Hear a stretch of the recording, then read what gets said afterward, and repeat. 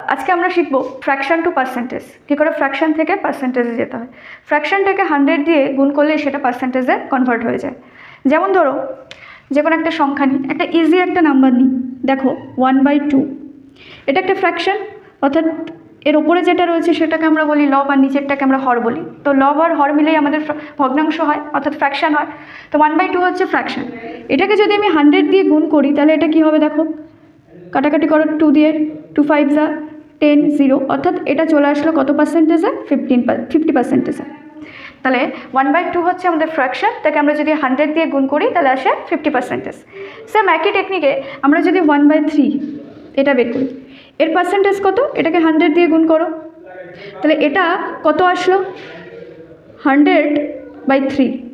এটাকে ভাগ করা যাচ্ছে, এবার ভাগ করো, 3 3 যা 9, 1/10, আবার 3 3 যা 9, 1, তাহলে এখানে হচ্ছে 33 1/3%।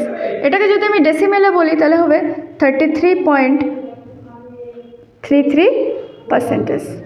তাহলে এখান থেকে একটা ভ্যালু পেলাম, সেটা কি 1/3, তার ভ্যালু কি পেলাম, একটা হচ্ছে 33, 1/3 তার পার্সেন্টেজ, অথবা পয়েন্টে যদি বলি 33.33 তার পার্সেন্টেজ। 1/3 যে ভ্যালুটা, আমাদের এই কিছু ভ্যালু মুখস্থ করে রাখতে হয়। 1/3 ভ্যালুটা কি বললাম, 33 1/3%, অথবা ডেসিমেলে বললে 33.33%। আচ্ছা, এবার তাহলে 2/3 ভ্যালু কী করে বের করবো। 1/3 ভ্যালু জানলেই 2/3 ভ্যালুটা বেরিয়ে যাবে। কী করে, দেখো এই 2 33 সাথে গুণ করো, তাহলে 2কে যদি 33 সঙ্গে গুণ করি তাহলে 3 2 6, আবার 3 2 6, ওকে।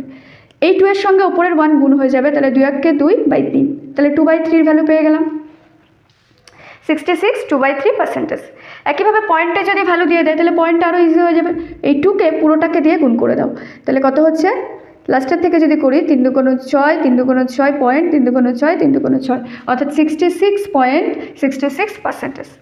এবার দেখো 1/6, এটাও একটা ইম্পর্টেন্ট ফ্র্যাকশন। এখানে এটাকে পার্সেন্টেজে নিতে গেলে একইভাবে আমরা কি 100 দিয়ে গুণ করব। তাহলে 100 দিয়ে যদি এটাকে গুণ করি, কাটাকাটি করে দেখি কত আসে। তো এটা দেখো 2 দিয়ে কাটলে 3, 2 দিয়ে কাটলে 5, 5 2 10 0, 50/3।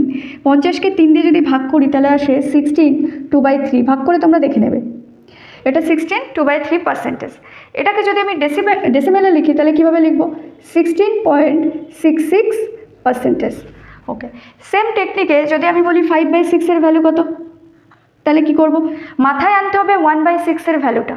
1/6 এর ভ্যালু কত, 16, 2/3%।